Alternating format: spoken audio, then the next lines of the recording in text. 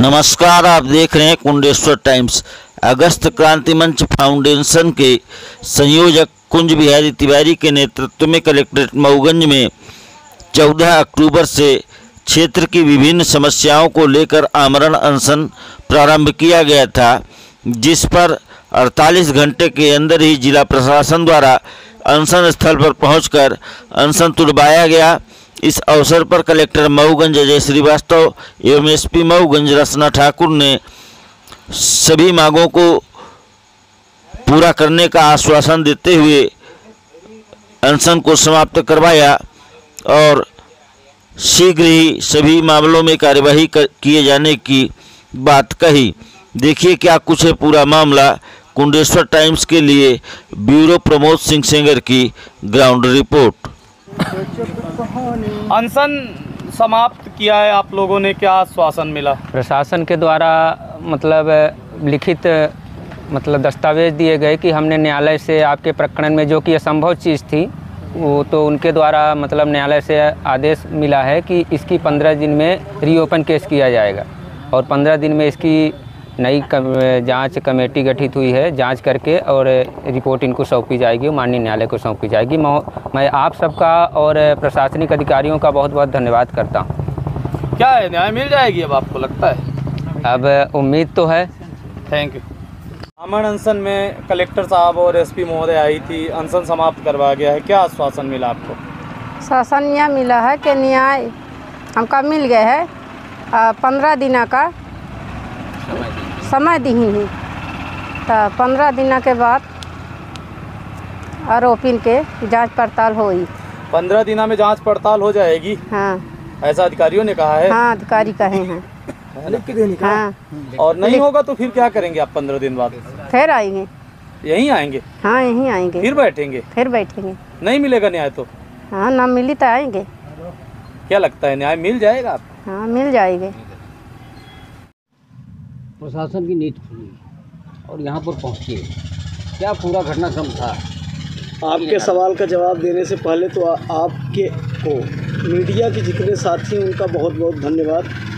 लोकतंत्र की जीत हुई है, ये अनशनकारियों की जीत नहीं है। लोकतंत्र के चौथे स्तंभ मीडिया की जीत है और जो हिंदुस्तान के नागरिक होने के नाते हमें मौलिक अधिकार मिले संविधान में, उसकी जीत है।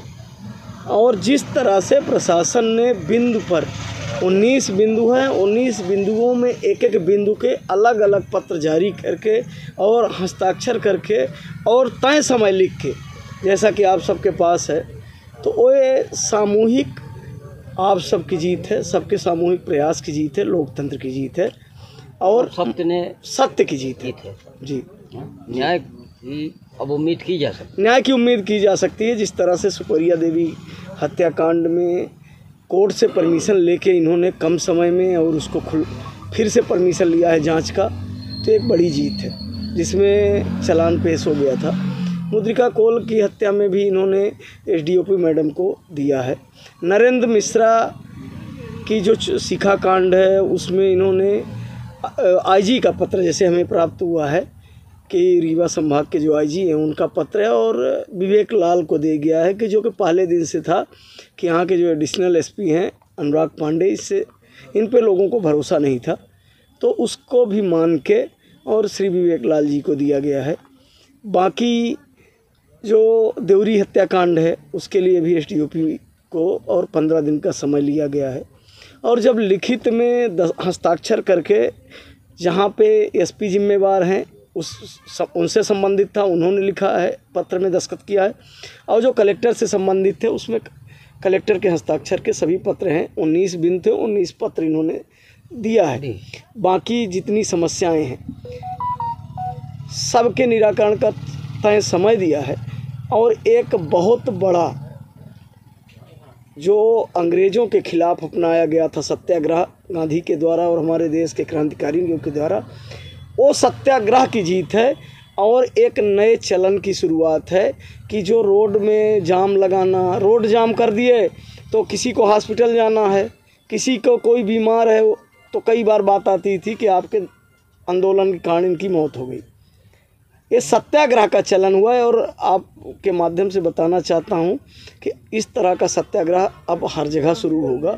प्रशासन को सचेत होना होगा और आर्टिकल 19 के 1A 1B 22 के जो अधिकार हैं उसको सभी को पढ़ना चाहिए। और आपके माध्यम से सबसे निवेदन है कि हिंसक होने की जगह सब इस तरह से इस रास्ते को अपनाएं। 9 दिवस का आपका उपवास रहा नवरात्रि में, इसके बाद आमरण अनशन की तैयारी, ये कहाँ से कैसी सोच? ये जब राक्षसों का उत्पात मचता है तो वेदों ने कहा है कि तब तक भगवती ही रक्षा किए। 9 दिन इस बार आपसे व्यक्तिगत बताना चाहता हूँ कि एक बार चर्चा भी हुई थी और हम लोगों से कहे थे कि 9 दिन के बाद ये अंतिम प्रहार होगा। और भगवती की कृपा रही कि इतना आसान नहीं लग रहा था कि आमरण अनशन 3 दिन में ही ख़त्म हो जाएगा, लेकिन माई की कृपा रही कि ये 3 दिन में, माई की कृपा और माई की प्रेरणा भी, माई की कृपा और प्रेरणा दोनों रही और अन्याय के खिलाफ लड़ने की प्रेरणा को सद्बुद्धि भी मिली। माँ जो हवन हम लोगों ने किया है तो सद्बुद्धि यज्ञ किया है और उस एक बड़े काम से भी बच गए हैं।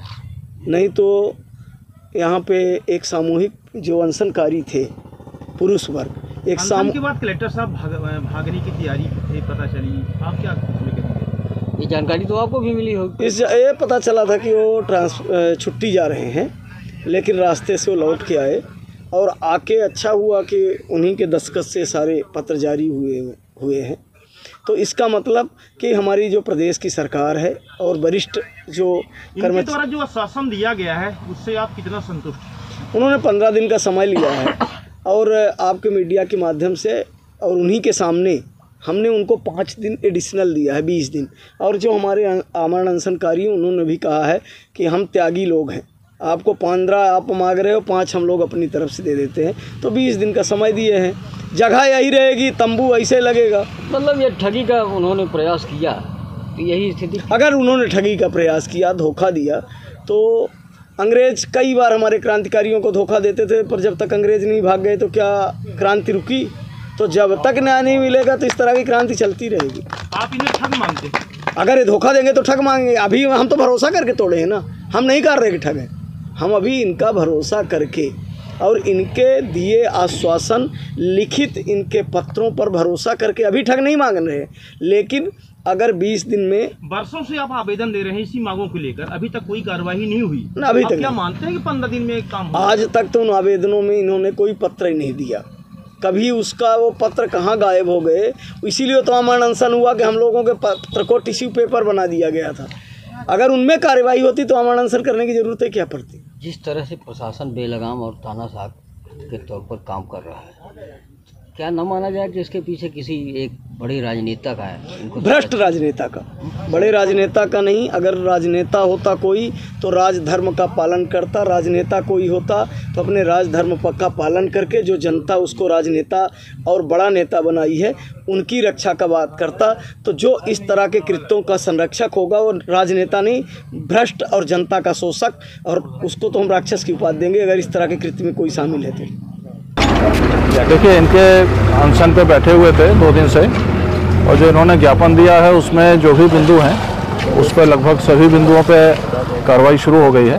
पुलिस के जो बिंदु थे उस पर भी कार्रवाइयाँ शुरू हो गई हैं, और जो दूसरे बिंदु थे, कुछ बिजली विभाग के थे, राजस्व के थे और भी थे, तो सब पे कार्रवाइयाँ शुरू हो गई हैं। और जल्दी इस पर हम जो भी कमियाँ हैं या जो इसमें सुधार हो सकता है वो हम लोग प्रयास करें। सर, कितने दिनों का टाइम दिया गया है निराकरण के लिए? नहीं, देखिए, दिन का कोई ऐसा नहीं है, लगातार कार्रवाइयाँ शुरू हो गई हैं, आगे पीछे होता रहता है, कोई कट शॉट ऐसा कोई कट ऑफ पॉइंट नहीं होता है, पर जल्दी से जल्दी प्रयास करेंगे कि सबका तेज़ी से कार्रवाई हो।